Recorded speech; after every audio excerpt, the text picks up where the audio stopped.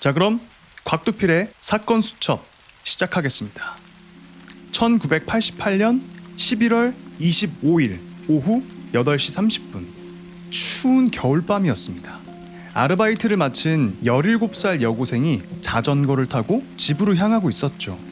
그날은 너무 추웠지만 따뜻한 집과 자신을 기다리고 있는 엄마를 생각하며 열심히 자전거 페달을 밟았습니다.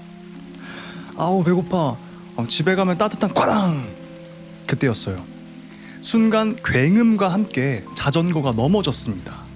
이게 지금 무슨 일이지? 싶었는데 알고 보니까 어떤 남자가 자신이 탄 자전거를 발로 뻥 차버린 거였죠.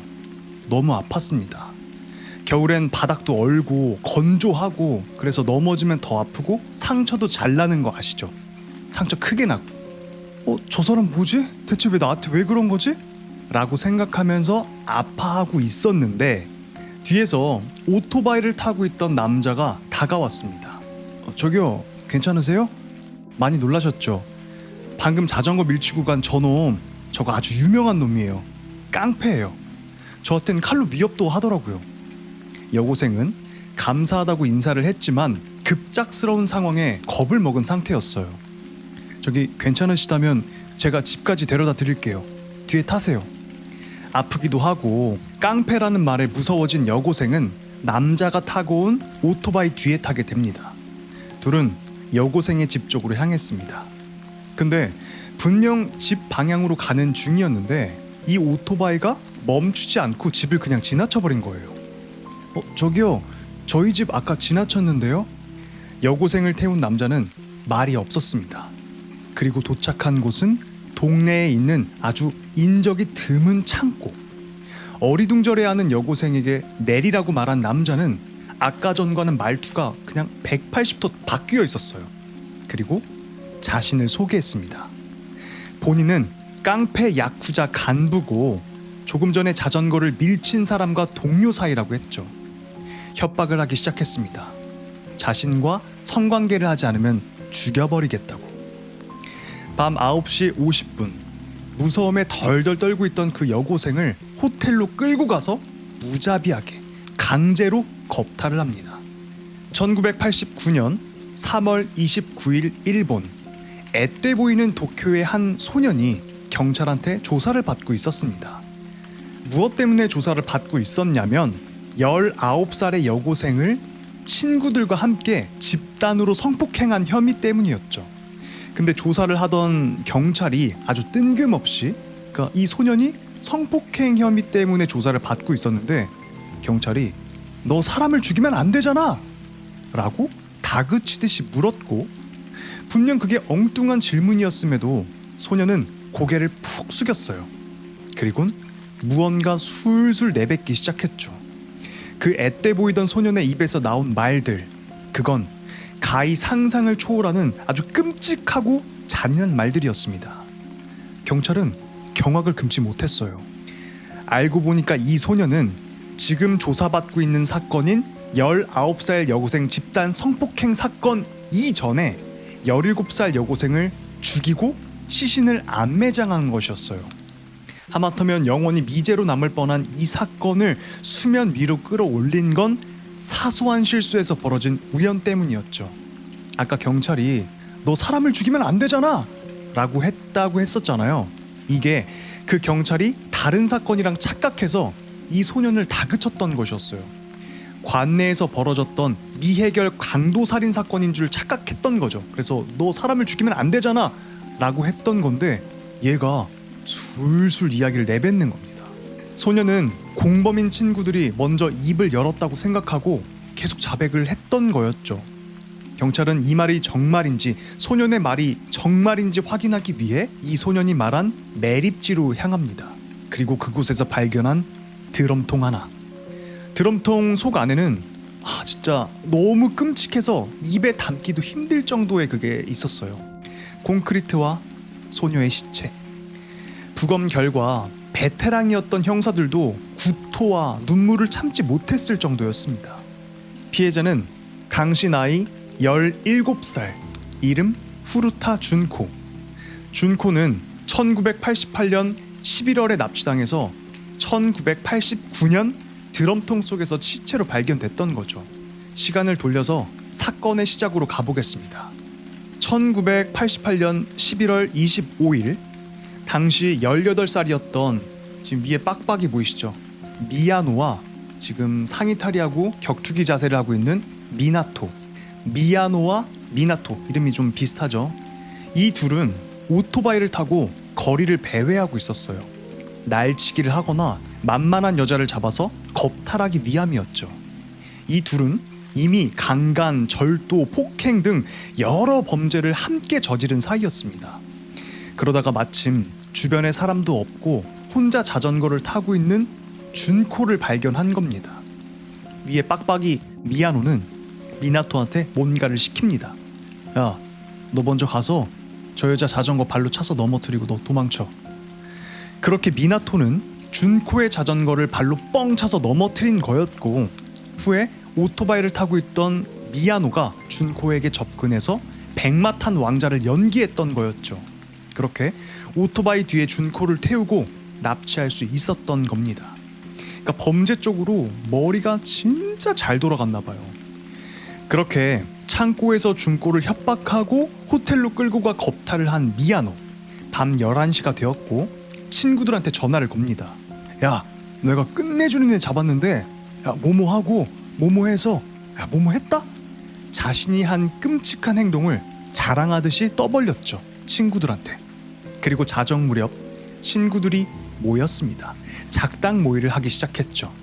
야, 근데 쟤 어떡하냐? 쟤 어떻게 할까? 그들은 길게 고민도 하지 않고 준코를 미나토의 집으로 끌고 가기로 결정합니다. 집에 감금을 하기 위해서였죠. 이때 준코를 처음 납치한 이 빡빡이 미야노는 준코한테 너 야쿠자들한테 찍혔어. 지금 돌아가면 너랑 네 가족들 전부 죽어.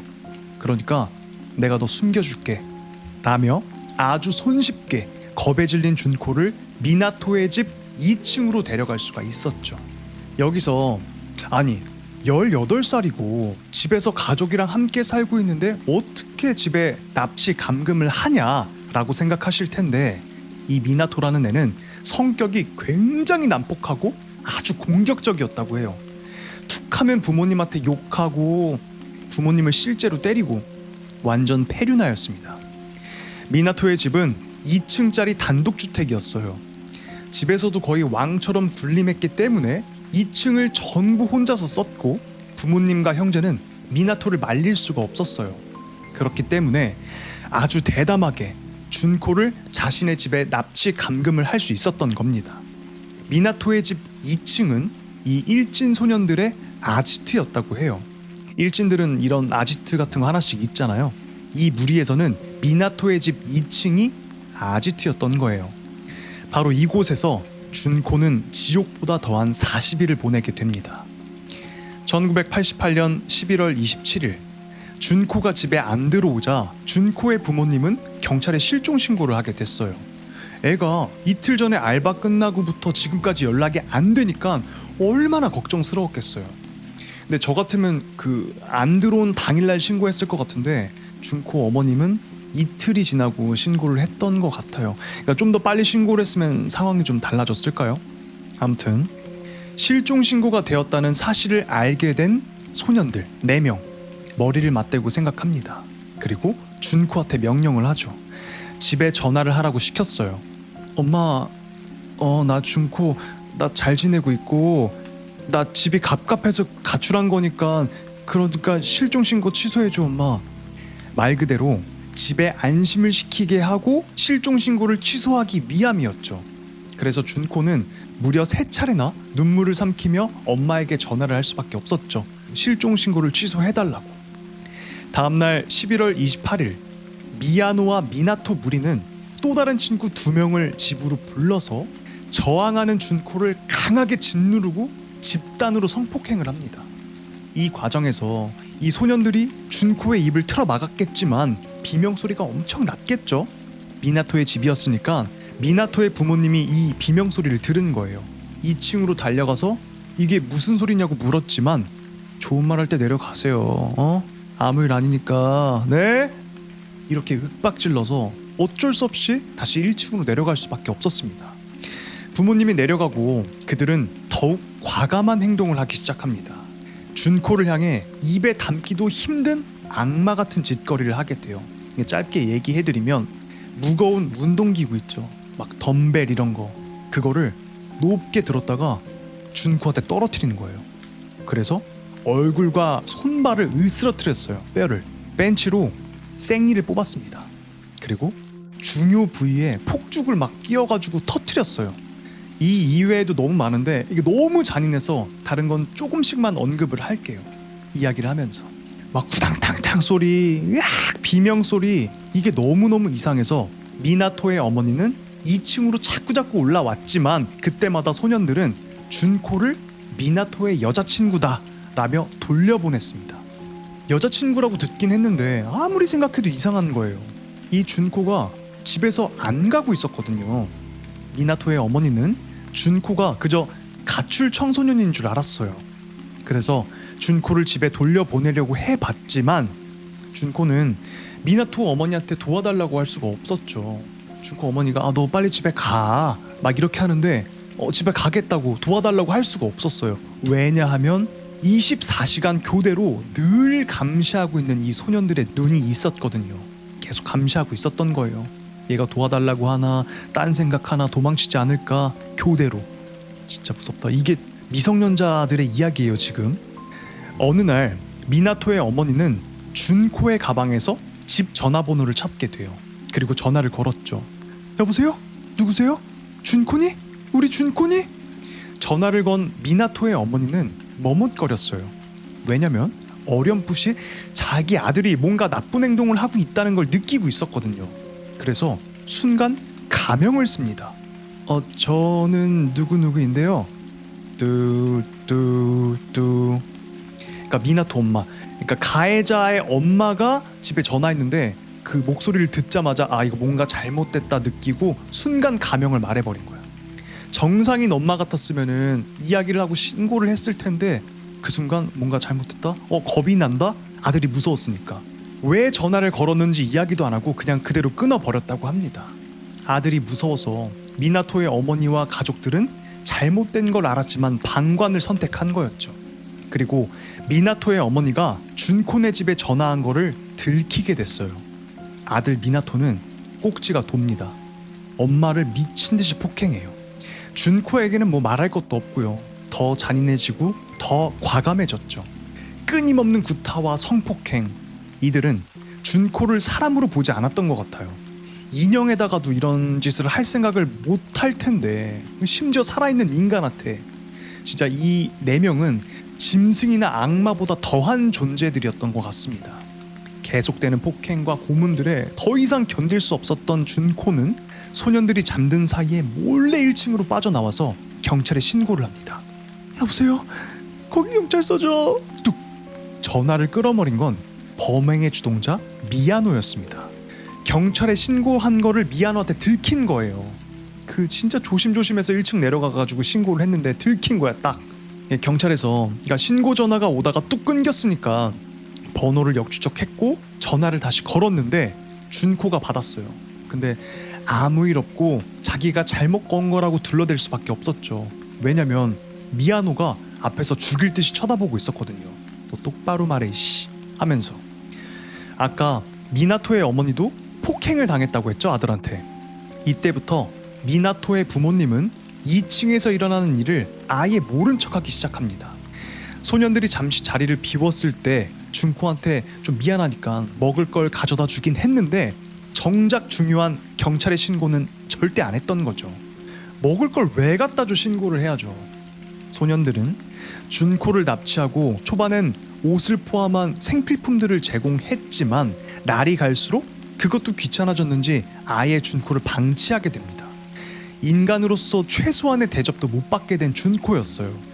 이들은 자신의 무리 이외에 10대 다른 아이들을 집으로 데려와서 끊임없이 준코를 성폭행하게 했고 하루 24시간이잖아요. 18시간을 계속 돌아가면서 고문을 합니다. 끔찍하게 그런 고문을 매일매일 하루 18시간 동안이나. 그리고 경찰에 신고한 것에 대한 벌이라며 혈기왕성한 3명한테 준코의 얼굴을 집중적으로 때리라고 구타하도록 시킵니다. 뿐만 아니라 맞고 쓰러진 준코의 발목에 라이터 기름을 쫙쫙 뿌리고 불을 붙여버려요. 이 당시는 굉장히 추운 겨울이었습니다. 준코를 속옷만 입게 하고 몇 시간 동안이나 베란다에 서 있게도 했어요. 너무 추워서 살려주세요 살려주세요 하는데 못 들어오게 하고 막 낄낄대면서, 그리고 나체인 상태로 억지로 막 우스꽝스러운 춤을 추게 하기도 했어요. 준코가 너무 아프고 너무 힘들어서 얼굴이라도 조금 찡그릴까 싶으면 폭행은 더욱 심해졌습니다. 야 웃어 씨, 야 웃어, 찡그려 씨, 웃어. 이런 끔찍한 장면을 얘네들이 비디오 테이프로도 찍었었던 것 같아요. 그러니까 형사들이 그 비디오 테이프를 보고 구토가 안 나올 수가 없겠죠. 얼마나 끔찍했겠어요. 준코를 괴롭히던 소년들 가운데 유독 심하게 준코를 괴롭히던, 그걸 즐기던 소년은 오구라였습니다. 근데 이 오구라의 키가 193cm였어요. 지금 시대에도 193cm 진짜 크잖아요. 근데 이 당시 1988년대인데 키가 193cm야. 어떻게 도망가냐고. 준코가 도망갈 생각을 할 수나 있었겠냐고요. 짐승 같은 오구라는 준코한테 강아지하고 12시간 넘게 관계를 시키고 또 격렬하게 폭행도 했고, 전동 드릴 있죠, 그걸로 준코의 주요 부분을 손상시켰어요. 준코는 너무 힘들고 아프고 무섭고 하니까 수백 번을 기절했다 깼다. 소년들은 비명소리가 밖으로 새어나가지 못하게 항상 방의 음악 볼륨을 가장 크게 틀어놓았고, 이 때문에 인근 주민들이 고통을 받았지만 소음 때문에 그 누구도 신고를 하지 않았다고 해요. 참 안타깝죠. 누군가가 신고를 해줬다면은 뭐 이런 일이 없었을 텐데. 그러니까 층간소음도 그렇잖아요. 괜히 벌집을 건드려서 큰일 날 수도 있다 이렇게 생각하고 그냥 쉬쉬했나 봐요. 근데 얘네들이 얼마나 대담했냐면 자신들의 이런 끔찍한 짓을 자랑 삼아서 떠벌리고 다녔어요, 주변 사람들한테 다. 그래서 지인들이 이 일을 전부 알고 있었다고 해요. 근데 이 4인방이 얼마나 무서웠으면은 이걸 다 알고도 아무도 신고를 못했던 거죠. 준코는 괴롭힘을 당하다가 더 이상 살려달라고 애원하지 않았어요. 말도 제대로 못했고 정신도 온전치 못했죠. 이때부터는 그냥 자신을 제발 죽여달라고 빌고 또 빌었습니다. 살려달라고도 안 했어요. 이제는 그냥 제발 끝내주세요, 제발 저 좀 죽여주세요 라고 빌고 또 빌었대요. 망가진 몸, 여기저기 흐르는 고름, 준코의 몸에서는 악취가 나기 시작했고, 그러니까 상처가 나고 피고름 생겼는데 얘들이 소독을 해줬겠어요? 그냥 방치했지. 대소변도 못 가리게 하고, 그러니까 악취가 날 수밖에 없겠죠. 온몸은 썩어 들어가고. 악취가 나니까 이 소년들이 준코를 더 이상 성적 대상으로 보지 않았습니다. 그러니까 성폭행은 이제 그만하게 된 거야. 그때부터는 고문의 열을 올리기 시작합니다. 성적 대상이 아니니까 그냥 순수하게 이 여자를 파괴시키는 데만 집중을 한 거였죠. 고통을 주는 데만 집중한 거예요. 12월 말이 되자 준코는 더 이상 음식은 물론 물 한 잔조차 마시기 힘들 정도의 그런 지경에 이르렀어요. 눈, 코, 입 분간이 안 될 정도로 막 심하게 부어 있었고요. 그들은 준코의 그 부어있는 얼굴을 보면서 웃고 떠들었어요. 제 얼굴 부은 거 봐. 야, 얼굴 막 삐뚤빼뚤해. 재밌다면서. 그 모습을 보고 준코는 대소변도 못 가렸고 신체에 심각한 손상을 입어서 자력으로 걸을 수조차 없었어요. 이후 소년들은 준코에 대한 흥미가 떨어졌는지 밖으로 나가 버렸고 또 다른 피해자들을 찾아 나섰어요. 또 납치 감금을 해서 장난감처럼 만들어야 되니까 밖에 나가서 폭행과 강간을 계속 일삼았죠. 자, 해가 바뀌고 1989년 1월 4일 미야노는 마작에 손을 댔어요. 근데 이날 엄청나게 돈을 잃었던 거예요. 돈 다 잃고 심지어 10만 엔이란 빚까지 생기게 됐죠. 그러니까 그 당시 한국 돈으로 한 100만 원이면은 지금으로 치면 좀 어마어마한 돈이잖아요. 얘들 미성년자인데. 근데 빚까지 생긴 거야. 머리 끝까지 화가 난 미야노는 무리들을 집합시킵니다. 준코가 있는 미나토의 집으로 말이죠. 화풀이 대상으로 준코를 골랐던 거예요. 야, 씨, 다 모여. 오랜만에 스트레스 좀 풀자. 아씨. 이러면서 준코를 보자마자 이 소년들은 무차별적 폭행을 가했습니다. 준코가 일어나지 못하니까 억지로 잡아 일으켜 세워서 날아차기, 2단 옆차기, 그냥 무차별적으로 퍼부었어요. 준코는 이때부터는 그냥 비명도 지를 힘이 없었고 꿈틀댈 뿐이었습니다. 그러다가 소년들 중 한 명이 준코를 발로 강하게 빡 걷어찼고 그대로 날아간 준코는 스피커에 머리를 꽝 부딪혔어요. 갑자기 준코 온몸이 부르르 떨리면서 경련이 찾아왔죠. 근데 이걸 보고 이 경련이 와서 덜덜 떨리는 준코를 보고 꾀병을 부린다면서 그 상태에서 더 심한 폭행이 이어졌죠. 소년들 중에 한 명은 자신의 손이 피와 고름이 튀기는 게 싫다고 하면서 옆에 굴러다니던 비닐봉투로 손을 딱 감쌌어요. 그러니까 장갑처럼 만들고 그 주먹으로 반응도 없이 꿈틀거리고 있는 준코를 무자비하게 짓눌러 구타했습니다. 이 폭행은 무려 2시간 동안이나 이어졌다고 해요. 애들이 막 때리다가 지쳤는지 아니면 흥미를 잃었는지 소년들은 그 자리를 떠났습니다. 이후 준코는 극심한 고통 속에서 처참하게 죽음을 맞이합니다. 준코의 시신을 처음 발견한 건 이 4명의 아이들이 아니었어요. 바로 미나토의 친형이 처음 발견했던 거죠. 근데 이 미나토의 형이 경찰에 신고를 한 게 아니라 전화를 걸어서 이 사실을 미나토한테 알렸던 거죠. 야, 너네가 데려온 여자 죽은 거 같아. 빨리 와봐. 그들은 집으로 돌아와 놀랜 기색 하나 없이 이거 어떡하지? 얘를 어떻게 할까? 어떻게 처리할지 논의를 했습니다. 결론은 암매장이었고요. 준코의 시신을 이불, 담요로 둘둘 싸매고 커다란 가방에 넣은 뒤에 접착 테이프로 칭칭 감았습니다. 그 뒤 미나토가 예전에 일했던 곳에서 드럼통 하나를 구해왔어요. 거기다가 준코를 넣은 그 큰 가방을 넣고 반죽해둔 콘크리트를 부은 거예요. 이런 지식은 어디서 났는지 모르겠어. 대단해. 그리고 그 드럼통 있죠. 그거를 다시 한번 검은 봉투로 덮어 씌우는 그런 치밀함도 보였다고 합니다. 이걸 인근 강에다 버리자 이런 얘기가 나왔는데 이 소년들 중 한 명이 야, 시체 근처에다 버리면 이 준코 인연이 귀신대에서 찾아올 것 같아. 1989년 1월 5일 밤 8시 귀신대에서 찾아올까봐 저기 멀리 있는 매립지에 암매장을 하게 된 거였어요. 드럼통을.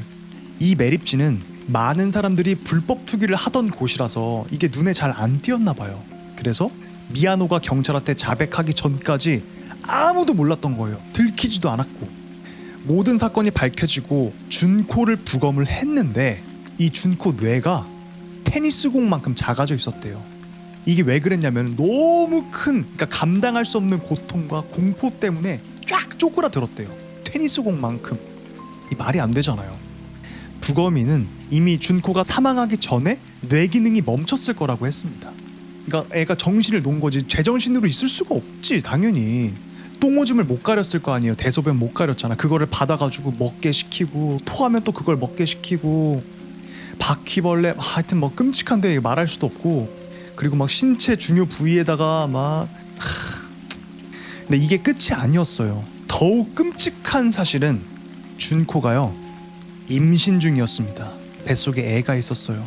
이 소년들 때문에 임신을 한 거였겠죠. 경찰들은 분노했습니다.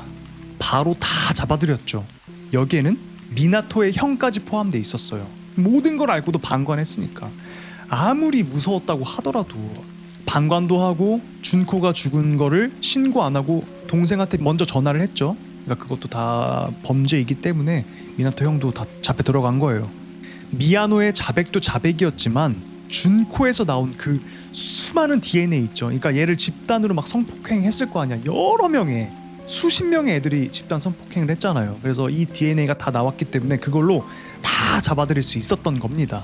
근데 우라통이 터지는 게 이 사건에 대해서 처벌을 받은 건 이 위의 주요 멤버 4명뿐이었어요. 말이 안 돼 이거. 그리고 그들은 미야노의 폭행이 두려워서 범죄에 가담한 거라고 주장했어요. 왼쪽 위에 사진 보면 미야노 빡빡이 있죠. 얘가 리더격이었는데 얘가 무섭다고 얘가 때릴까봐 그냥 제가 때릴까봐 저희 그냥 시키는 대로 한 거예요. 우리 자발적으로 하지 않았어요. 라고 주장했죠. 이들은 미성년자였기 때문에 성인 재판을 받지 않았습니다. 비교적 솜방망이 처벌을 받게 된 거였죠. 자, 위에서부터 미야노는 리더격이었잖아요. 얘가 주동자고 징역 20년, 그리고 밑에 오구라는 징역 5년 이상 10년 이하, 우측 위에 미나토는 징역 5년 이상 9년 이하, 그리고 아래 야스시는 징역 5년 이상 7년 이하.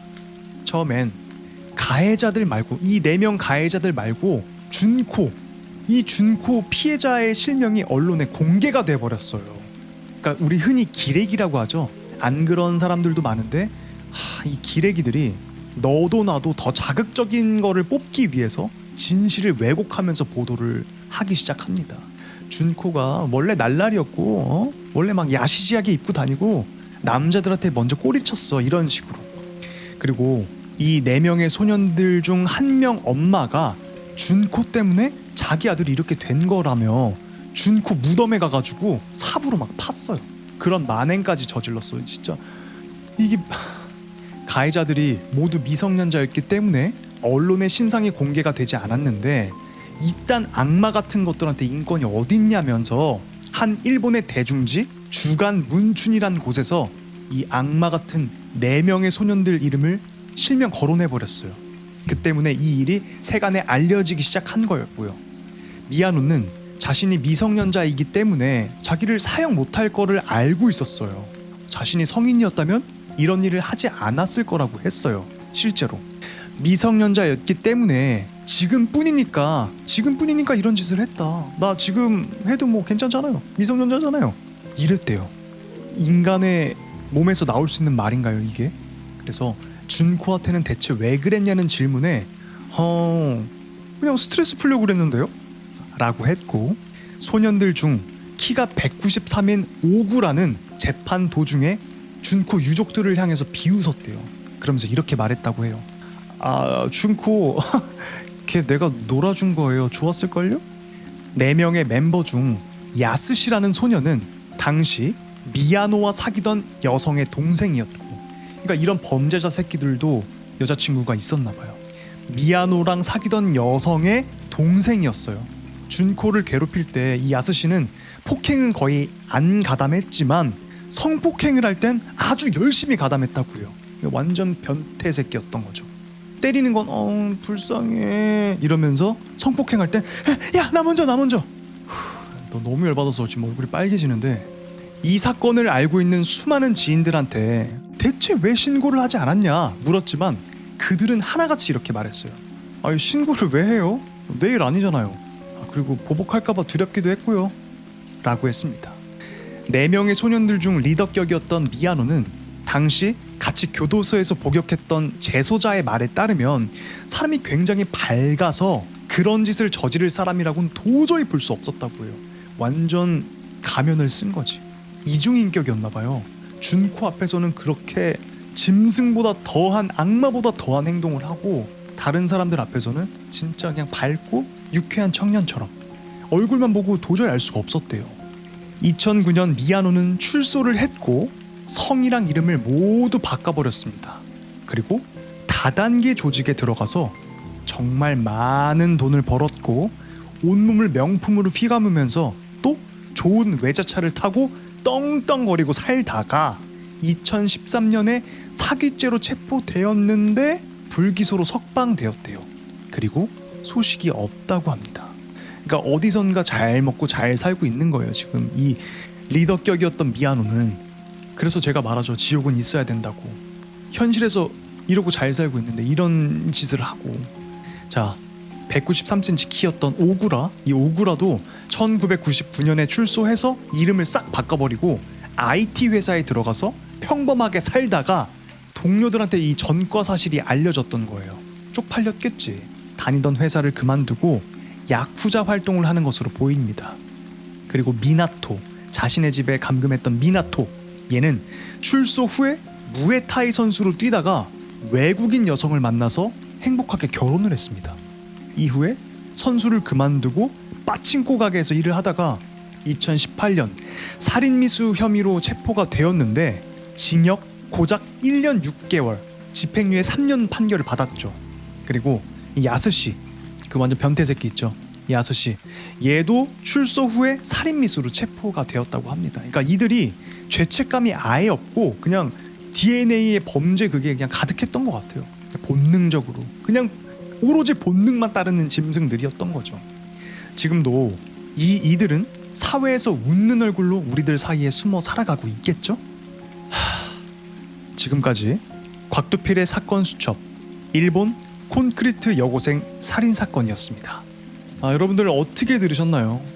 너무 이거를 제가 준비하면서도 이게 실화인가 싶기도 하고, 분명 예전에 제가 어렴풋이 이 사건을 알고 있었는데 디테일하게 한번 파보니까 너무 말이 안 돼가지고 와, 이게 맞나? 이게 맞나 싶으면서 제가 조사를 했어요. 너무 끔찍하지 않나요?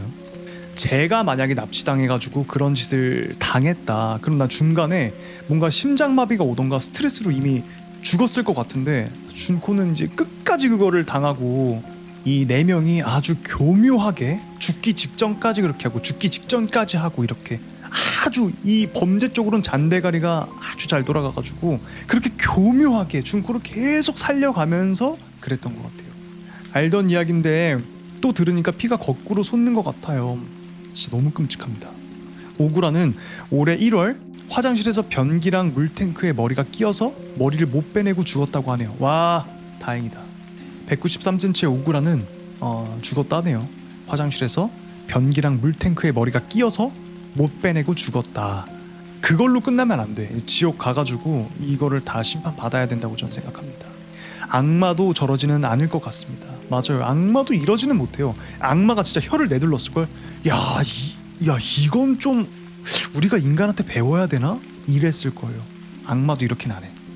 피꺼선 내용이네요. 진짜 이거 제가 본 사건 중에 가장 끔찍하고 가장 잔인한 사건 같습니다. 그래서 아까 제가 이들이 준코한테 했던 만행들을 다 말씀 못 드렸어요. 근데 정말 순화해서 말한 거예요. 저 지금 말도 안 되는 짓을, 인간이 상상할 수 있는 모든 거를 준코한테 다 해본 거예요. 그냥 완전 장난감이었으니까 성욕도 해결하고, 야 이렇게 하면 어떻게 될까? 저렇게 하면 어떻게 될까? 전동 드릴을 거기다가 아내가 다 파열됐대요. 그리고 그 무거운 운동기구를 누워있는 준코 위에다가 떨어뜨리니까 떨어지면서 뼈가 안 으스러져요. 얼굴에 떨어뜨리고 막 얼굴뼈 으스러지고 손발 다 으깨버리고. 이거 영화로도 나온 거로 알고 있는데 저 진짜 끔찍해서 못 볼 것 같아요, 이거는. 그리고 제가 또 알아본 바로는 리더격인 미야노 있잖아요. 얘가 할아버지가 야쿠자였대요. 그래서 보고 자란 게 그랬던 것 같습니다. 중퇴였던 것 같고요. 아주 그냥 범죄의 모든 거를 다 했던 것 같아요. 틈만 나면 폭행하고 틈만 나면 여자 겁탈하고, 그 왜 드럼통에 시신을 묻고 막 유기하고 이런 방법을 어떻게 했을까 생각을 해봤는데, 그러니까 할아버지가 야쿠자였으니까 그런 정보를 얘가 다 알고 있었던 것 같아요. 알게 모르게 물어봤을 수도 있고. 잔인하기로는 인간을 따라올 종족이 없죠. 맞아요. 인간보다 잔인한 건 없습니다. 그렇지만 저는 이 4명의 이것들을 같은 인간이라고 보지 않아요. 저는 이게 인간일 수가 없어. 인간이면 말이 안 되는 거예요. 그리고 이 미나토의 집에 얘를 가뒀다고 했잖아요. 납치 감금을 했는데, 아니 얼마나 집에서도 페류나였으면은 엄마 아빠가 완전히 그냥 겁에 질려가지고 아들의 말을 거스를 수가 없던 거죠. 그러니까 다 피해자였던 것 같아. 우리가 막 답답해했잖아요. 왜 신고를 안 해줬냐고. 근데 또 그 공포에 한번 짓눌리면은 그렇게 될 수밖에 없을 것 같아요. 미나토의 부모님을 욕하기보다는 이 미나토를 욕해야 되는 거죠, 사실. 근데 이 미나토는 왜 이렇게 자랐을까요? 왜 이렇게 자랐을까? 그러니까 그 범죄 DNA가 진짜 있나? 그 인자가? 어떻게 그럴 수가 있지? 이런 거를 보면은 정말 내가 자식을 낳았는데 이러면 어떡하지? 막 이런 생각도 들고, 당하면 어떡하지? 이런 생각도 들고 너무 무서웠습니다. 어떻게 재밌게 들으셨나요, 여러분들? 너무 화가 나지만 또 우리가 이런 범죄를 알아야 예방도 하지 않을까 싶기도 해요. 그러니까 남자들은 무서운 사람이 있어야 된다고 해요. 예로부터 무서운 사람이 없으면 진짜 막 나가거든요. 이 미야노, 미나토, 오구라, 야스시 다 무서운 사람이 없잖아. 혈기왕성하고. 그러니까 제멋대로 다 한 거죠. 그래서 집안의 아버지는 항상 무서워야 된다. 아들을 꽉 잡아줘야 된다. 전 그렇게 생각합니다. 전 아버지 항상 무서워해요. 가정교육 정말 중요한 것 같습니다. 저 오냐오냐 하다가는 이런 괴물들을 만들어내는 거고요. 진짜 끔찍하다. 너무너무 끔찍하다. 준코는 받았던 고통 다 내려놓고 정말 행복하게 그곳에서는 고통 없이 그렇게 지냈으면 좋겠네요. 글램팜 깔끔하게 포장이 돼서 온 거죠. 무슨 트리트먼트도 하나 보내줬더라고요. 열고 전원을 켜고 온도를 올렸는데 다르다. 온도가 북북북 엄청 빨리 올라가는 거예요. 이거를 딸깍 하는 순간 깨달았죠. 아, 스무스하다. 그리고 머리가 안 뜯겨요. 글램팜을 살까 말까 고민하시는 분들이 있으실 텐데 사십시오. 그래서 꼭 한번 여러분들한테 소개를 해드리고 싶었어요.